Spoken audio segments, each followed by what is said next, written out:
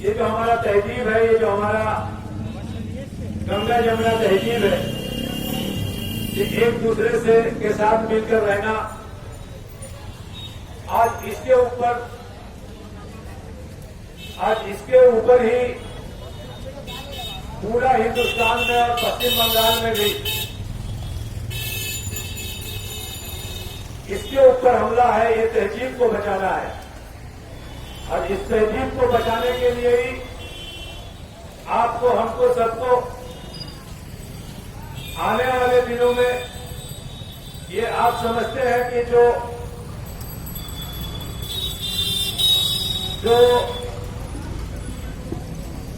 आप एक चुनाव के दहलीज पे भी खड़े हैं, तो इस तहजीब को बचाने के लिए आपको आने वाले दिनों में आपको कदम उठाना पड़ेगा। जो गंगा जमुना तहजीब जो हम लोगों ने अल्लामा इकबाल गांधी जी से हम लोगों ने सीखा है, जो हमारे पुरखे जो तहजीब हमें दे के गए हैं, कि एक टाइम ऐसा था, एक रोज गांधी जी का जो आश्रम है, साबरमती आश्रम, उस आश्रम में गांधी जी से मिलने एक लड़का जाता है, एक बच्चा जाता है और गांधी जी से मिलने जाता है। गांधी जी को झुक के सलाम करता है वो बच्चा।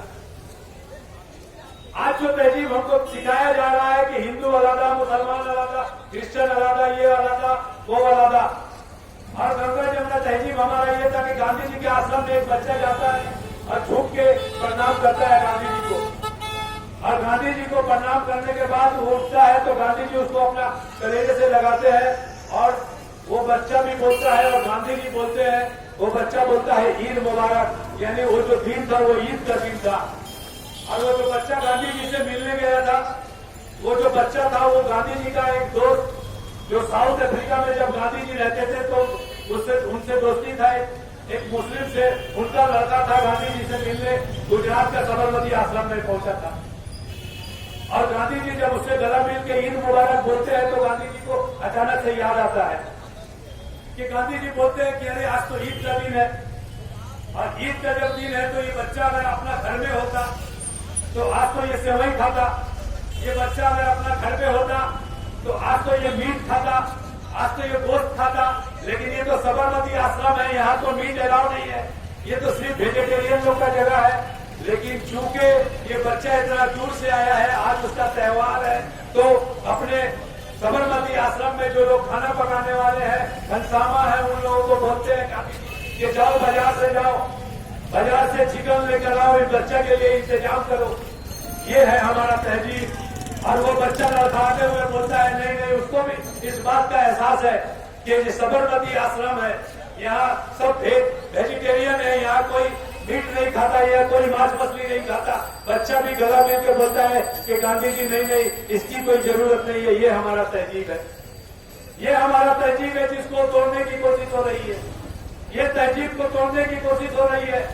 ये हमारा वो तहजीब है कि हमारा देश में जब किसी शायर में, एक शायर जब बोलता है, एक शायर बोलते हैं कि तुम अपने दिल में मदीने की आरजू रखना, तुम अपने दिल में मदीने की आरजू रखना, और उसका काम है तुम अपने दिल में मदीने की आरजू रखना, बस तुम अपने दिल में मदीने की आरजू रखना, ये उनका काम है जज्बे की आबरू रखना। ये शायर बोल रहा है। कौन शायर बोल रहा है? इस शायर का नाम है रविंद्र जैन।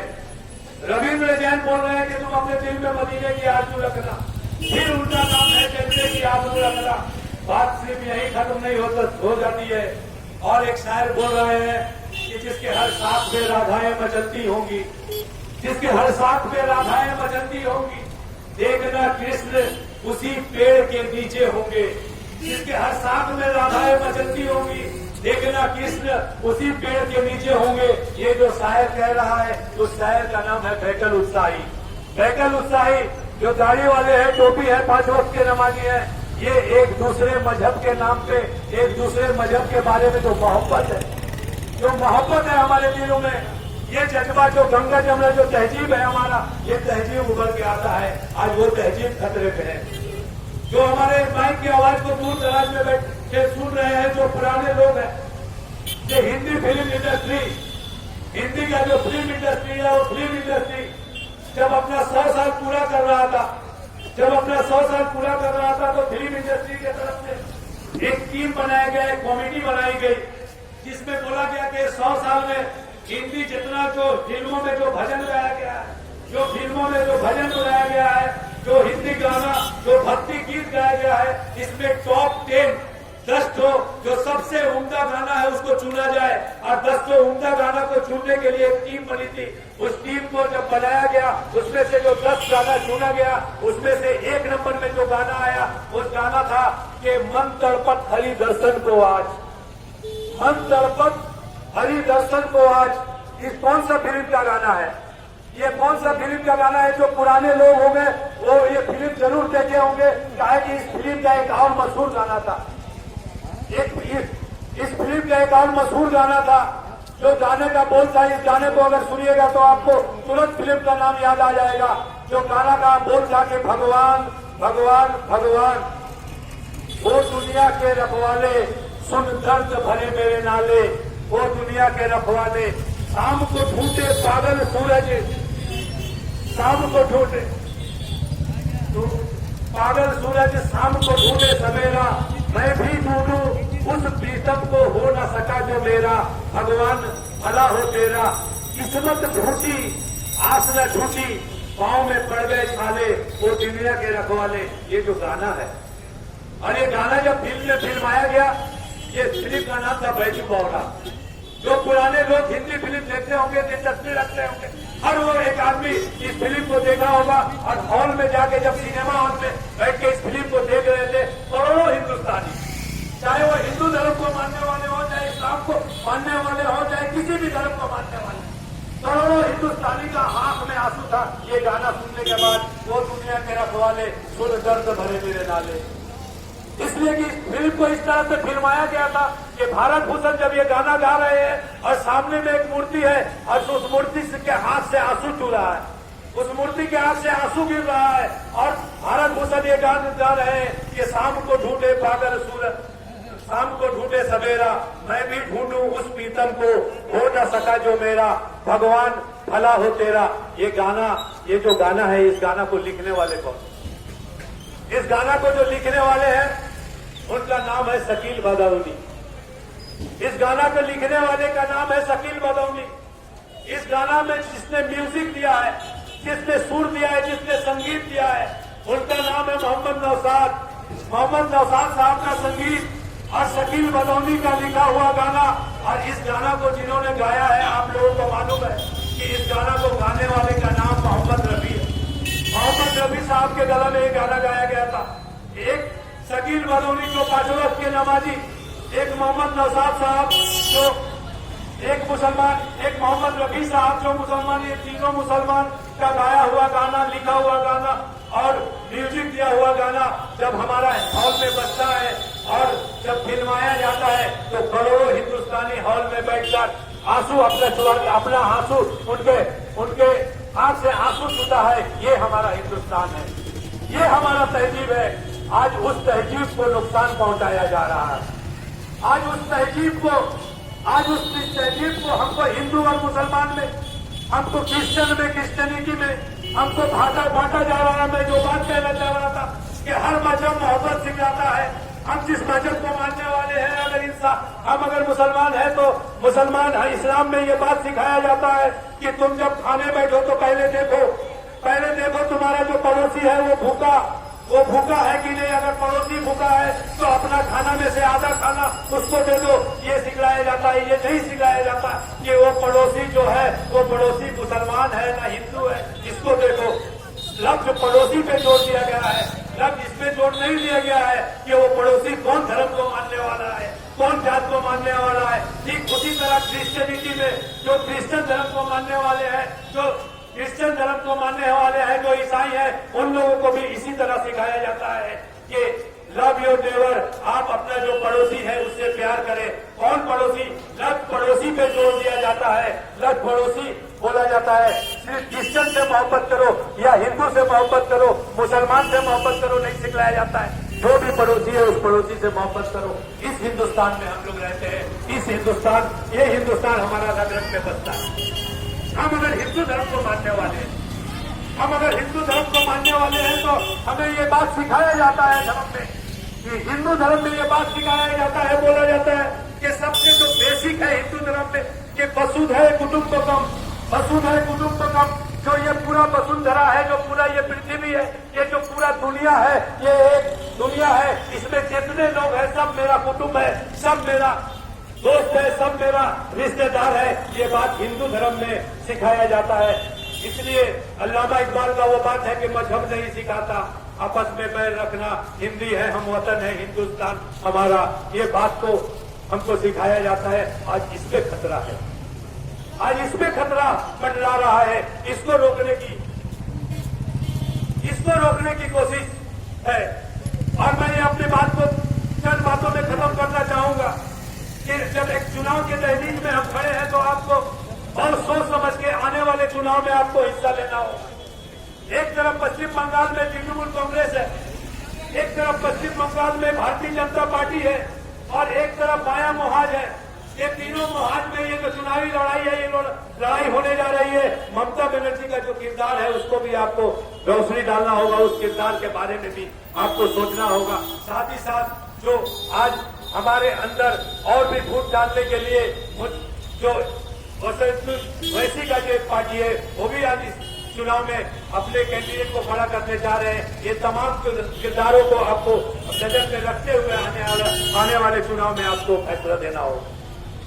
तो ममता बनर्जी के बारे में आप तृणमूल करने वाले हर एक व्यक्ति से मैं गुजारिश करना चाहता हूं और साथ ही साथ 2-4 सवाल मैं आप लोगों के बीच रख के जाना चाहता हूं कि इस सवाल पे आप नजर रखें, इस सवाल के बारे में आप सोचें और आने वाले दिनों में इस सवाल पे आप नजर डालते हुए अपना जो सिद्धांत है, अपना जो कीमती वोट है देते वक्त इस बात को सोचे। मैं सिर्फ इस बात को कहने नहीं आया हूं कि ममता बनर्जी का 2011 से पहले क्या किरदार था। मैं ये बात बोलने भी नहीं आया हूं कि ममता बनर्जी 1998 में जब पहली बार ममता बनर्जी तृणमूल कांग्रेस बनाई तो जिस जगह मैं मीटिंग कर रहा हूं जिसका पास वाला कॉन्स्टिट्यूएंसी है दमदम कॉन्स्टिट्यूएंसी, उस दमदम कॉन्स्टिट्यूएंसी में ममता बनर्जी का पार्टी और भारतीय जनता पार्टी एक साथ होकर चुनाव लड़के तपन सिंह बीजेपी को जिताया था। 1999 में कृष्णानगर और दमदम ये दोनों सीट में ममता बनर्जी जिताई थी। मैं ये बात सिर्फ कहने आपके लिए नहीं आया हूँ, मैं ये बात भी याद दिलाने के लिए आपके पास नहीं आया हूँ कि 2002 में जब हमारा गुजरात चल रहा था, जब हजारों 3000 4000 बेगुनाह लोगों को कत्ल किया जा रहा था और उसके बाद जो चुनाव हुआ, उस चुनाव के बाद नरेंद्र मोदी जब फिर से नरेंद्र मोदी जब चुनाव जीत कर आते हैं तो सबसे पहले मुबारकबाद देने, फूल का गुलदस्ता देने के लिए, फूल का गुलदस्ता जिनके हाथ से पहुंचा था उसका नाम ममता बनर्जी है। मैं 2003 में ममता बनर्जी आरएसएस के एक मंच पे जाके बोलती है कि आरएसएस जो है वो भारत का सबसे बड़ा देशभक्त है। ममता बनर्जी बोलती है ये आरएसएस सबसे बड़ा भक्त है। और 2004 में जब लोकसभा का चुनाव आता है, 2004 में जब लोकसभा का चुनाव होता है और एनडीए का जब मैनिफेस्टो तय होता है, उस मैनिफेस्टो में तमाम जो शरीकी पार्टी थी एनडीए का, उसमें से ज्यादातर पार्टी उस मैनिफेस्टो में साइन नहीं करने मांगता है, साइन करना नहीं चाहती है। लेकिन अटल बिहारी वाजपेयी के साथ ममता बनर्जी का साइन रहता है, जिसमें 370 का सवाल था, जिसमें बाबरी मस्जिद का सवाल था, सब चीज में ममता बनर्जी का साइन रहता है। उस जो एनडीए का जो वायदा जो रहता है, जो इलेक्शन मैनिफेस्टो होता है, उसमें ममता बनर्जी का साइन। मैं कहना चाहता हूँ ये तो ममता बनर्जी का 2011 से पहले का किरदार है। चलिए छोड़ दीजिए 2011 से पहले का जो किरदार है उसको छोड़ दीजिए। मगर मैं एक बात कहना चाहता हूं कि 1990 के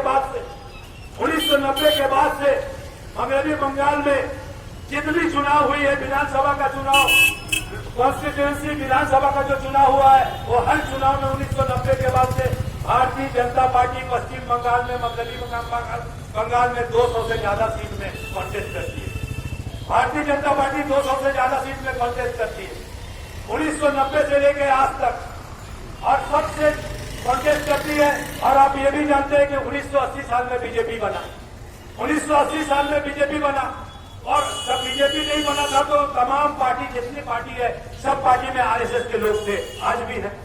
वो लोग जो आरएसएस के लोग तमाम पार्टी में थे, आज भी है। और आरएसएस ये बात बहुत अच्छी तरीका से जानता है, आरएसएस ये बात को बहुत अच्छा तरीका से जानता है कि जहां बीजेपी का जरिया, बीजेपी के जरिया से अगर सत्ता हासिल जहां हो सकता है, वहां डायरेक्टली बीजेपी के जरिए से सत्ता को हासिल करना चाहता है। और जहां बीजेपी के जरिया से सत्ता हासिल करना संभव नहीं है, वहां पर जहां बीजेपी के जरिया से सत्ता हासिल करना संभव नहीं है, जिस तरह से मगरबी बंगाल में बीजेपी के जरिया से सत्ता हासिल करना आरएसएस के लिए संभव नहीं था, तो ममता बनर्जी को तैयार किया गया 2011 से पहले। मैं जो बात कह रहा था कि 1991 के बाद आज तक हर चुनाव में भारतीय जनता पार्टी चुनाव लड़ती है, 200 से ज्यादा सीट में बंगाल में लड़ती है। और 2011 का जो चुनाव था, उस बार भी भारतीय जनता पार्टी 289 सीट में मगरबी बंगाल में चुनाव लड़ रही थी। लेकिन 289 सीट में चुनाव लड़ने के बावजूद 285 सीट में भारतीय जनता पार्टी का जमानत जब्त हो गया था।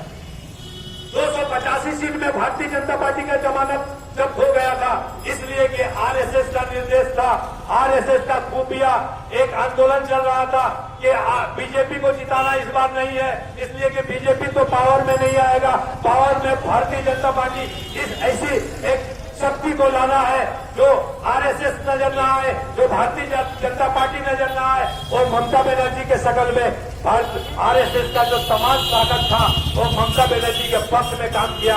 और इसीलिए 2011 का जो चुनाव था, उसमें आज तक भारतीय जनता पार्टी बंगाल में जितनी चुनाव लड़ी है, जितनी चुनाव भारतीय जनता पार्टी बंगाल में लड़ी है, सबसे कम वोट 3% से 4% वोट 2011 में भारतीय जनता पार्टी को मिला। और ममता बनर्जी पावर में आई, तमाम शक्ति ममता बनर्जी जो 34 साल का जो माया मोहाज का जो हुकूमत था, उसको हराकर ममता बनर्जी पावर में आई। और आरएसएस ये चाहता है कि जहां भारतीय जनता पार्टी डायरेक्टली नहीं पहुंच सकता है, वहां दूसरे के जरिया में पहुंचे।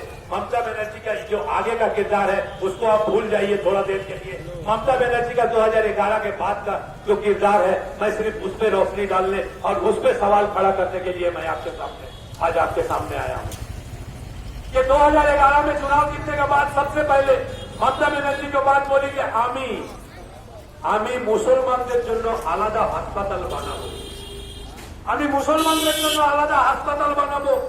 এরা কোথায় বানাবো না, ভাঙড়ে বানাবো। अच्छा अस्पताल क्या बना? अस्पताल बनना चाहिए, मुसलमान के लिए अलग अस्पताल बनना चाहिए, हिंदू के लिए अलग अस्पताल बनना चाहिए, क्रिश्चियन के लिए अलग अस्पताल बनना चाहिए। ऐसा होना चाहिए ना? क्या नहीं होना चाहिए? एक चीफ मिनिस्टर बोलती है कि मैं अभी बनाबो, लेकिन बना नहीं। क्यों नहीं बना? बनना भी नहीं चाहिए, लेकिन बोली इसलिए कि मुसलमान के लिए हम अलग अस्पताल बनाएंगे, ताकि जो गैर मुस्लिम है उनके पास एक मैसेज जाए कि ममता बनर्जी सिर्फ मुसलमानों के लिए काम कर रही है। और क्या बोली कि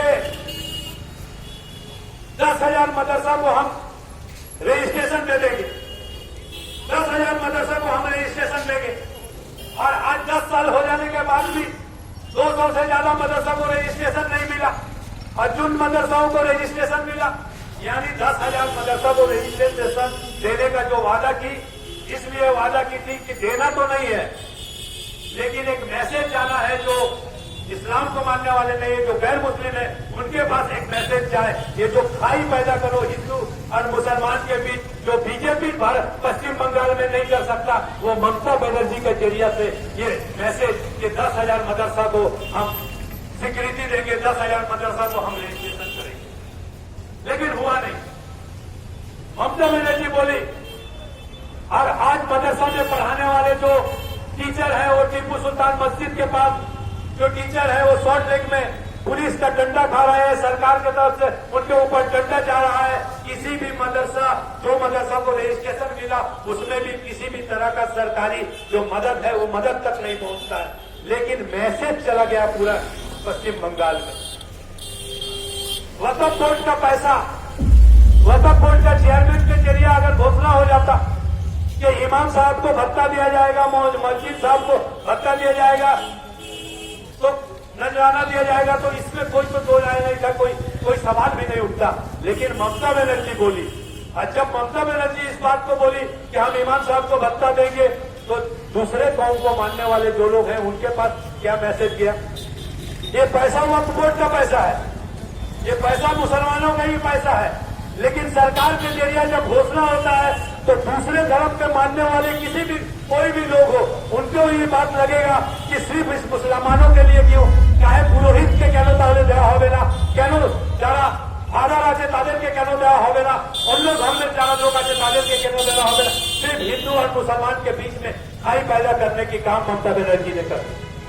मैं इस बात पे आपको रोशनी डालने के लिए बोल रहा हूं कि आज से 1 साल पहले, उससे पहले तो 1-2 साल पहले, कि 34 साल उससे पहले बाया महाज का हुकूमत था पश्चिम बंगाल, और बाया महाज का हुकूमत में भी कई बार दुर्गा पूजा के साथ ईद, दुर्गा पूजा के साथ बकरीद, दुर्गा पूजा के साथ मोहर्रम हर बार बहुत बार पड़ता था, और ये होते आ रहा था, और सब कुछ अच्छा से मैनेज होता था।